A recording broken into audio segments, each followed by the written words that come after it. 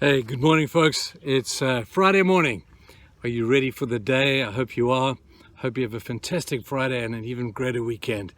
Looking forward to seeing those of you who can make it to church. I know that the whole protocol thing is really getting in the way of church attendance, but we're doing the best we can, and you'll be hearing some plans of ours for multiple more services so that you guys can come in and enjoy time with us. We're missing you, but I look forward to seeing you if you can make it.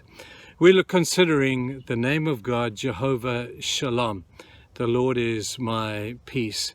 There's no peace without peace with God. We all know that. And if there is, it's a fake. It's a fake it till you make it kind of a peace.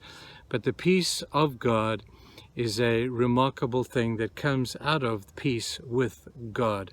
But the two don't necessarily have to go hand in hand. You see, you can have peace with God and not have the peace of God.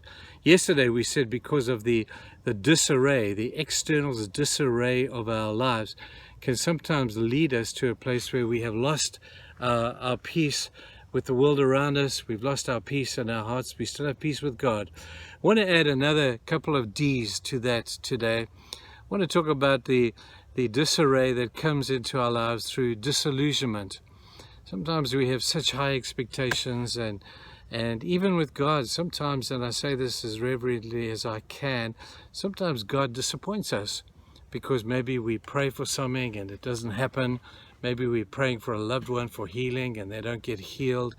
And sometimes, if we're honest, we get somewhat disillusioned. Now we're in good company. Disciples understood completely what disillusionment looked like. After Jesus had been crucified, the disciples were totally disillusioned.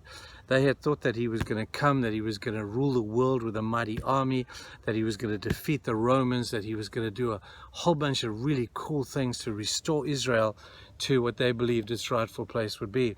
He didn't do that. They watched as the one who they had great hopes in died upon a cross. They watched as they took his body off the cross and stuck it in a tomb and rolled a stone in a way.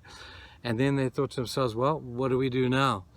And so this bunch of disillusioned disciples went and found a place to hide. They went back to the upper room. And in John chapter 12, there was no peace amongst them.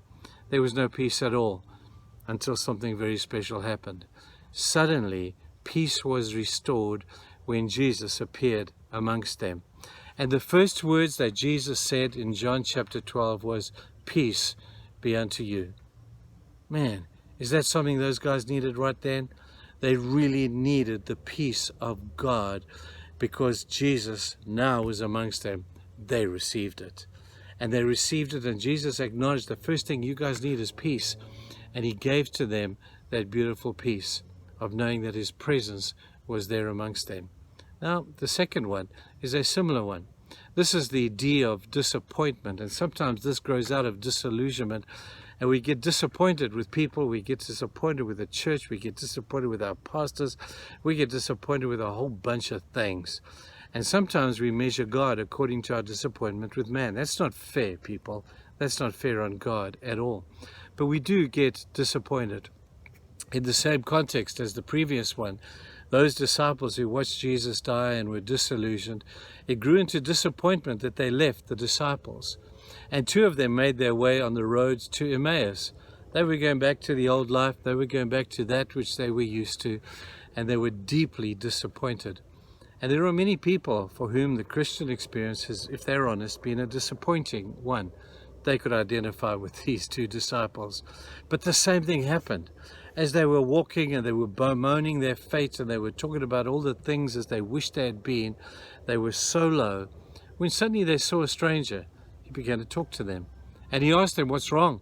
And they said, have you not heard that Jesus, who we had hoped would be the Messiah, has now died, and we're disillusioned, we're deeply disappointed.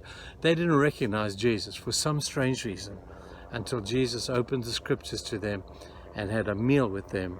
And suddenly their peace was restored because Jesus' presence was with them. Maybe today you're in a place of discouragement, maybe in a place of disillusionment or disappointment even. Well, I want to tell you, there's only one thing you need, is you need to experience the reality of the presence of Jesus.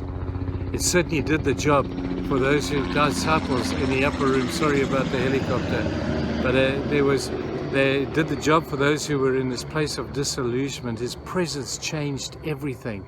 For those in the place of discouragement, that Jesus had died and now that greatest disappointment had come, they too experienced Jesus' presence.